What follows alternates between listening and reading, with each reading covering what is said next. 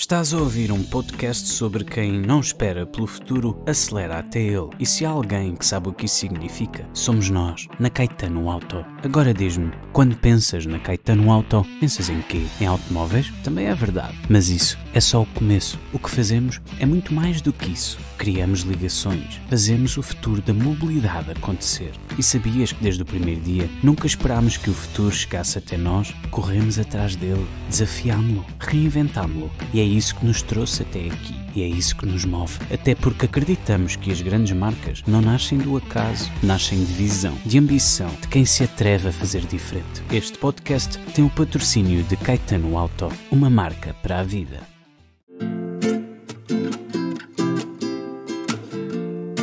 Olá e sejam muito bem-vindos ao podcast Marcas com Marca, um podcast que procurará sempre contar histórias de marcas escritas em português pela voz de quem as faz.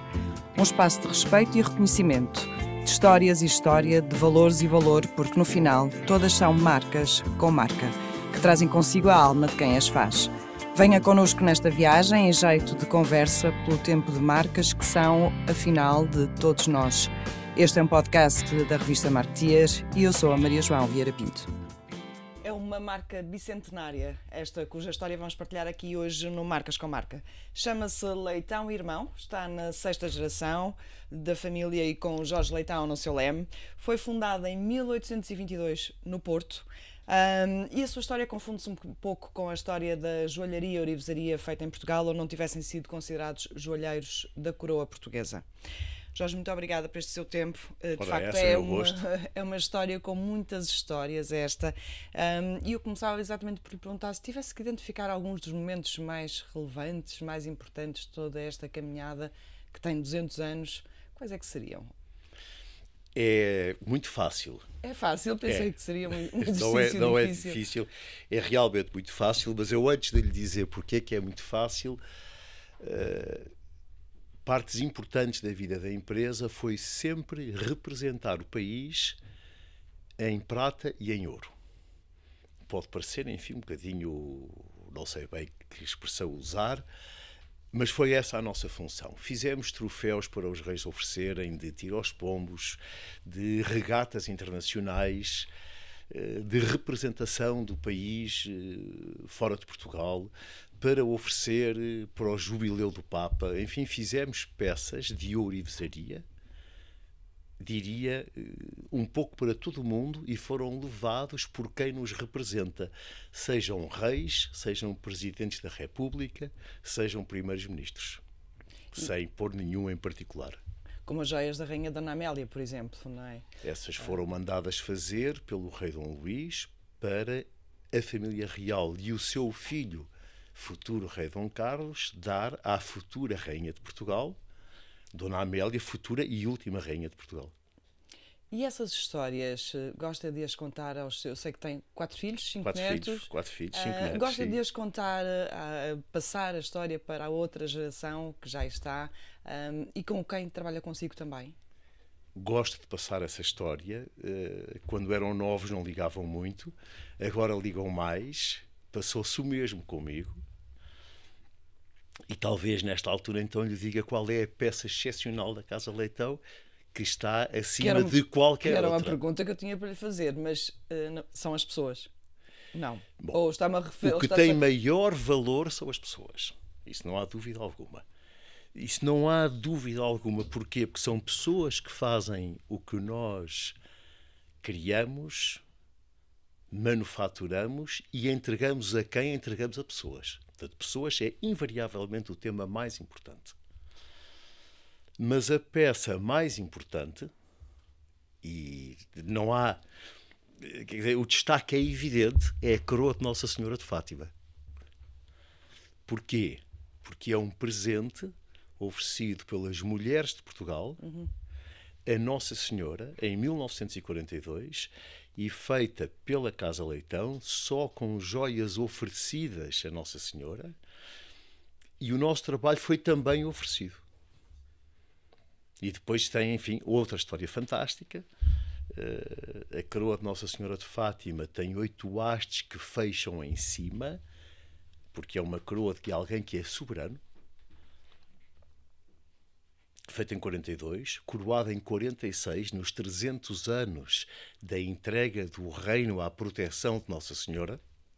Portanto, tem um histórico que vai, enfim, neste momento, há quase 400 anos. Coroada em 46, como lhe dizia, e em 81, no Vaticano, o Papa João Paulo II, hoje São João Paulo II, foi atingido por uma bala de um atentado que sofreu. Eu tenho aqui que interromper para fazer um parênteses. Não tem nada a ver com religião o que eu lhe estou a contar. Tem a ver com a história de uma peça e com a história do país. Portanto, enfim, queria distanciar-me de qualquer tema religioso. Ofereceu a bala a Fátima, porque entendeu que foi salvo por Nossa Senhora, e num determinado local da coroa, feito em 42, havia um orifício que tem o calibre da bala, que foi lá colocado e que lá está hoje em dia. Essa é uma história que eu não sabia. Que conclusão se pode tirar daqui, permita-me o bom humor, que a Casa Leitão trabalha muito bem, que já previu o lugar para a bala. E por aqui fiquemos. E de facto, e foi vendo o Jorge viu esta marca, esta empresa passar de geração em geração, mas viu também o seu pai perdê-la, por altura do 25 de Abril. Sabia que ia ter que a recuperar, ou sabia que mais tarde ou mais cedo que iria ter que fazer todo este processo de recuperação da empresa, voltar a trazê-la para a família? Como é que foi esse processo? Não sabia. Disse-lhe há pouco que, enfim, que os meus filhos não ligam muito ao assunto em miúdos. Eu não ligava nada ao assunto em miúdo, mas ia com o meu pai a Fátima e ele sempre falava na coroa. E eu achava uma canseira. Aliás, bastante maçador. Mas ir com o pai a Fátima era muito divertido. Íamos os dois de carro, íamos almoçar, enfim, tudo isso era um grande programa. E a Nossa Senhora Paciência fazia parte do assunto. Sempre ouvi falar na Casa Leitão. Sempre tive um certo gosto na Casa Leitão, enfim, introduzido pelo meu pai, e na realidade em 81, se eu não estou em erro, passeava de barco à vela nas Caraíbas. Portanto, enfim, um momento de lazer agradável, e o meu pai disse-me, olha, voltar que isto acabou tudo. E olha, eu voltei, faz 45 anos e ainda cá estou. Se eu contava fazer isso, claramente não contava. Então, o que é que o levou a fazer? As pessoas. O ver a quantidade de pessoas na fábrica que tinham particular simpatia pela marca e que não tinham direção e que iam acabar. E, enfim, já que estamos contando histórias, havia lá uma pessoa em particular, o Sr. Jeremias, que foi criado na nossa casa. Criado é de criação, não é de servir. O que não quer dizer que não sirva, mas criado significa que foi criado naquela casa. E que me dizia ao menino Jorge, isto vai acabar, porque é que o menino não vem tomar conta disto? E olha, eu fui. Sabia de barcos só. E recorda-se o que é que teve que fazer inicialmente? Como é que foi todo este processo até agora? Que há pouco tempo dizia-me também, antes de começarmos aqui esta conversa gravada, que agora já está a consolidar a marca e a olhar para o futuro. E o que é que teve que fazer até chegar aqui? Porque os primeiros anos não foram fáceis. Eu acho que foi uma miríade de coisas. São tantas que é difícil de descrever. Tive que perceber o que era uma manufatura de ourivesaria e de joalharia, embora ouvisse falar nisso desde miúdo. Ia desde miúdo à oficina e achava graça, acho que como qualquer rapazinho, às máquinas, às coisas que se puxavam ficavam mais fininhas, às coisas que se derretiam, o fogo, enfim, tudo aquilo é encantador para um rapaz. Coisas mais mecânicas, digamos assim. E fui aprendendo com uma facilidade, porque as pessoas que lá estavam queriam que eu aprendesse. E, portanto, aprendia com 21, 23, 24, enfim, com uma altura muito jovem da vida, com pessoas que tinham 60, 70 e que ainda lá trabalhavam. O nosso fundidor, o Sr. Paulino, aos 90 anos, ia para a oficina todos os dias. Não trabalhava, porque já não trabalhava, recebia na mesma o ordenado e não tinha para onde ir. Portanto, ele chegava de manhã à oficina, ficava por lá e ia-se embora. E, enfim, eu cresci neste ambiente de pessoas. E a aprender a fazer tudo. E a aprender a fazer tudo. E quando chegou à empresa, teve que garantir que pelo menos os níveis de qualidade, os níveis de design, tudo isso se mantinha como antigamente. Quem é que foi procurar primeiro? Qual foi a sua primeira decisão? Esses níveis de qualidade e de excelência existiam naturalmente. Era importante não os perder.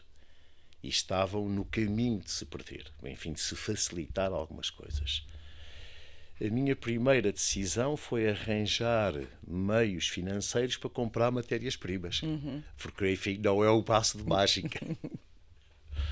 E penso que tive muitos apoios de diferentes banqueiros, posso chamar assim, que conheciam a marca e que tinham alguma simpatia por um miúdo que quer pegar numa empresa. Portanto, não foi difícil? Foi difícil. Foi difícil? Foi difícil. E os primeiros... Nunca foi fácil. Hoje em dia também não é fácil. Mas porquê? O que é mais difícil hoje em dia em gerir esta casa? Ter a dimensão suficiente para crescer, ter o fluxo de receitas que seja maior que o fluxo de despesas. Eu penso que isso é comum a qualquer empresa, mas há que ter esse cuidado. Não cair na tentação de diminuir a qualidade para diminuir o nível de custo. Manter sempre a modernidade, ir buscar ideias novas, coisas novas a sítios onde não é suposto ir-se, para que de facto seja novo. Mantendo a tradição também. Isso é a nossa tradição. Trabalharam connosco o Rafael Bordal Pinheiro, o René Lali, o Salvador Dalí, enfim, uma série de pessoas de outras artes que trouxeram para a ourivesaria e para a joalharia uma outra visão. E nós procuramos sempre essa outra visão. E essas parcerias e trabalhos conjuntos com figuras como referia Lalique ou Bordal Pinheiro foram fundamentais também para a notoriedade da marca e para construir a marca como ela foi acontecendo ao longo dos anos? Eu penso que foram fundamentais para que a marca se destaque e que tenha qualquer coisa de novo para dar às pessoas, não só a quem trabalha lá, porque se entusiasmam de fazer uma coisa nova, como para quem adquire as nossas coisas, porque adquire com nível de excelência algo que realmente é novo. Ou seja, permita-me, lembro-me aqui de um livro do Asterix, em que com muita graça se dizia a uma menina romana que foi à aldeia do Asterix que ali tinha um ferreiro a fazer antiguidades novas. De facto, nós fazemos hoje o que serão clássicos da amanhã. E isso precisa de excelência no design, excelência na manufatura e excelência nas matérias-primas. Ou seja, este tipo de parcerias é para manter, da sua Este tipo de perspectiva. parcerias é, enfim, é o nosso oxigênio, aquilo que nos faz andar para a frente. E não manter aquilo que está para trás. Temos 200 anos, temos gosto nisso, aliás, temos 203 neste momento. Mas isso só serve de lastro para saber fazer. De per si não tem utilidade. E neste momento são 20 artesãos que trabalham consigo? Somos 40 e poucos. Já é o dobro. Não, os 20 está correto. Cerca de 20 na manufatura e 20 no que não é manufatura. Lojas, marketing, parte financeira, enfim, somos 40 e poucos, 20 trabalham com as mãos, 20 trabalham, enfim, de outras formas. Lojas que têm em Lisboa, Cascais, sei que uma das grandes apostas é a loja online, não é? E ele responder, em Lisboa, Cascais e no mundo. E no mundo. É representativo? Em termos de faturação não será representativo, diria que não se paga a si próprio, no imediato, mas é uma presença da Casa Leitão no mundo. E tem efeitos muito engraçados. Tivemos um senhor italiano que passou à porta, viu uma peça bonita, grande, diferente, cara, custaria 20 e poucos mil euros. Entrou, olhou para a peça, perguntou quanto era e foi dentro da loja à internet ver quem nós éramos. Comprou a peça e mandou entregar em Itália. Mas primeiro teve que Isso é um efeito. Vamos lá ver, uma loja online não é um catálogo onde se compra, é uma presença online, que também tem loja. Claro. Portanto, aqui tem, enfim, um exemplo que não está contabilizado quando digo que não se paga a si própria. Já referiu várias vezes a qualidade das matérias-primas. Manteve sempre os mesmos fornecedores?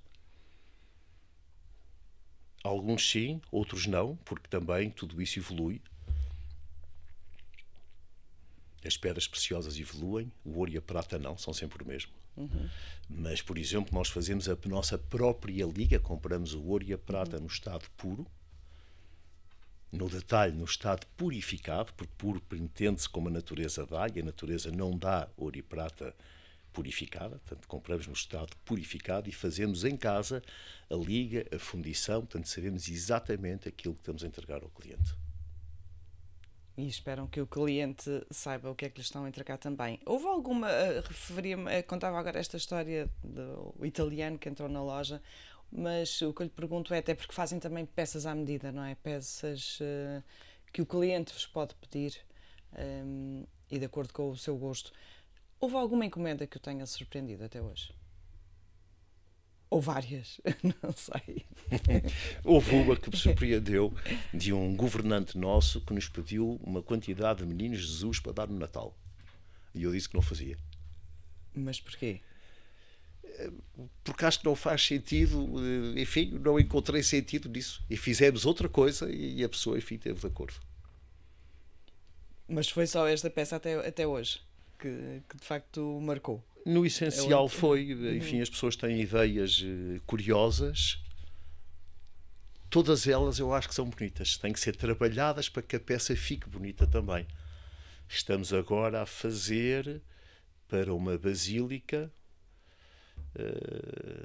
um resplendor muito bonito, dado por um casal que já não é vivo e que tem lá dentro as duas alianças.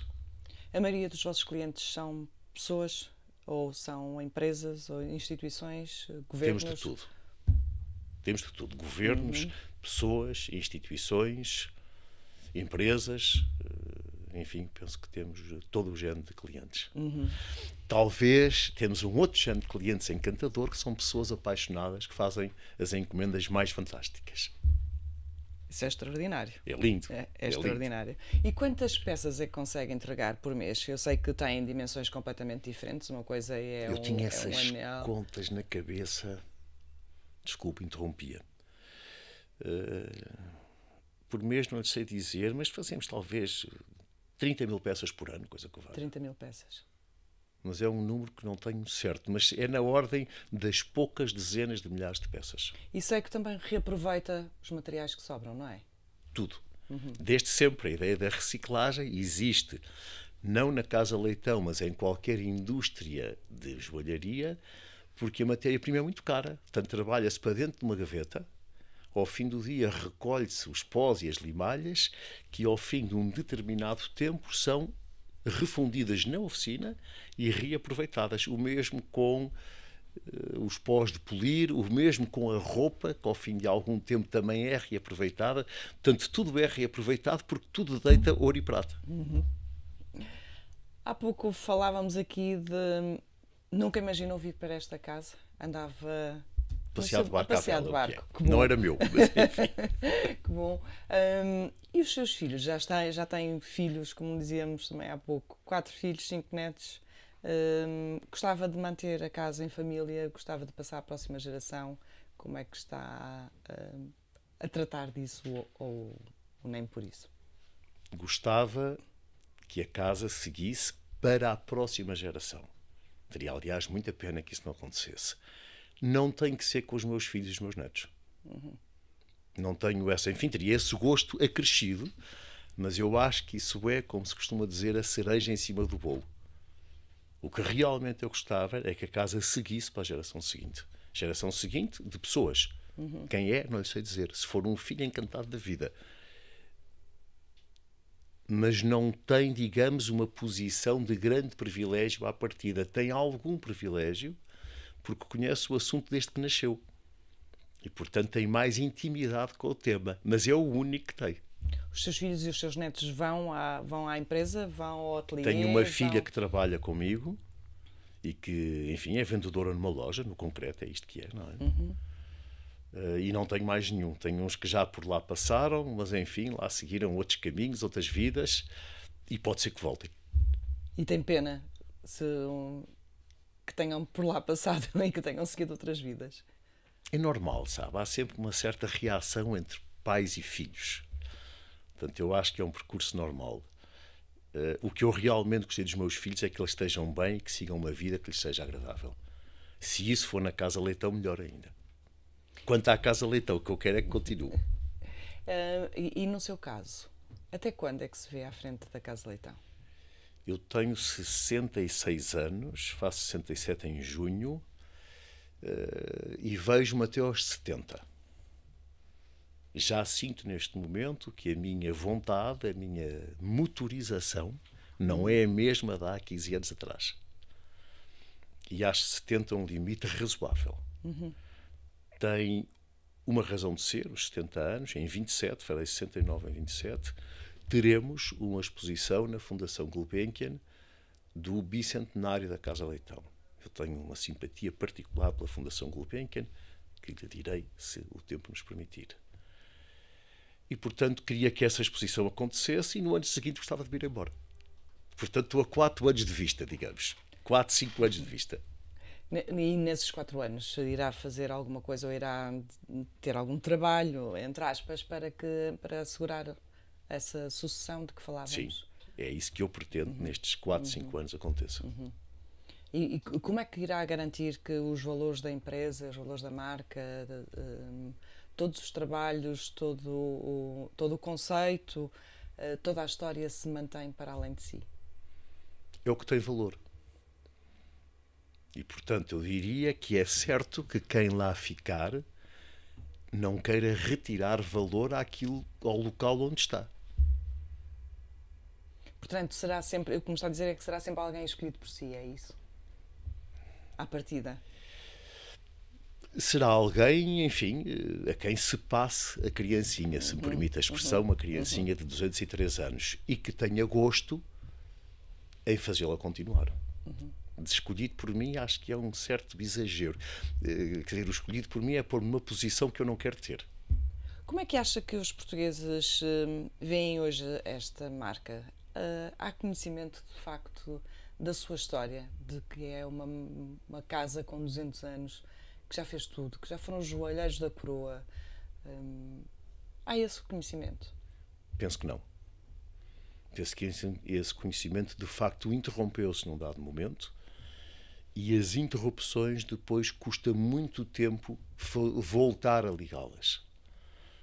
É o que neste momento está a acontecer para mim, enfim, satisfação e até permita-me alguma vaidade. Ou seja, é um trabalho que neste momento tem estado a tentar recuperar a memória. É isso também? Recuperar a memória recuperar a memória com a ação do presente.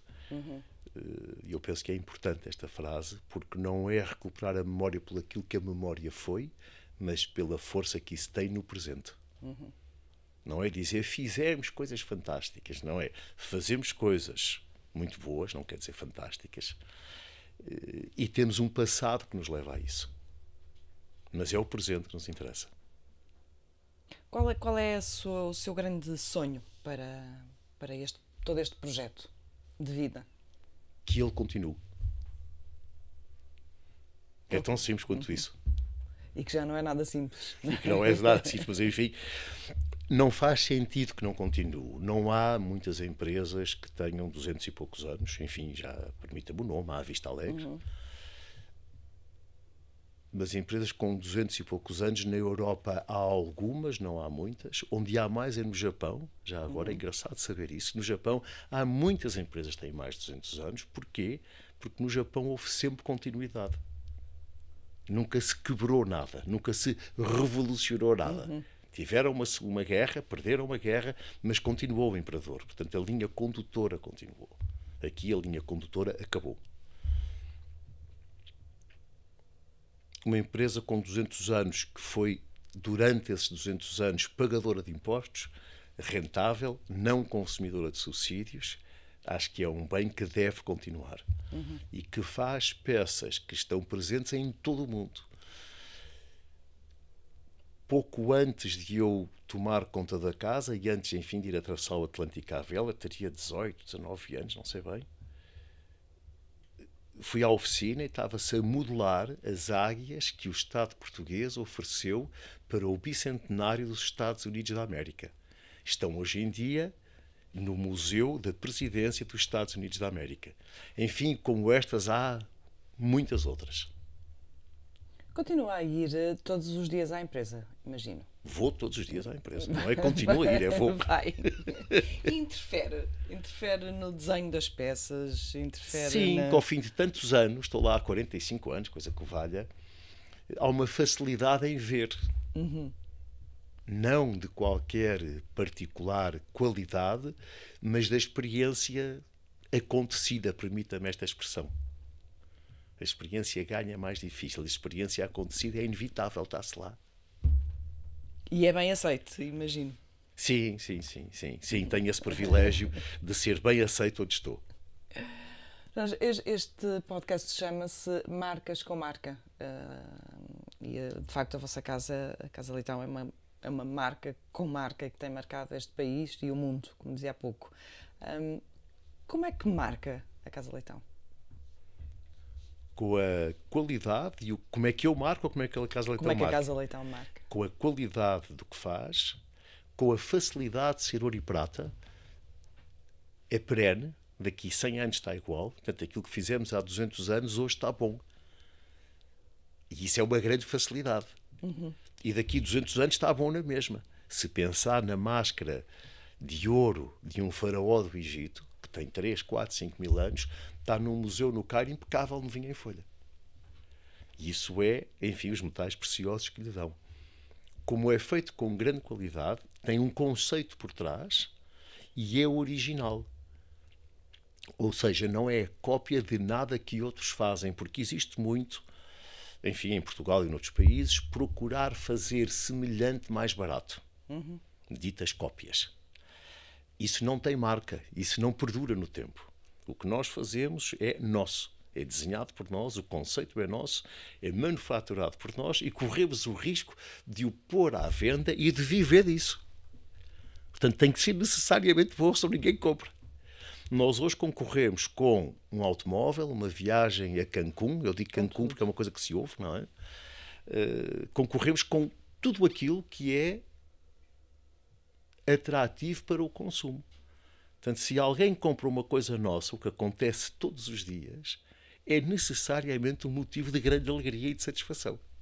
Tem ideia quantos desenhos originais é que tem a Casa Leitão?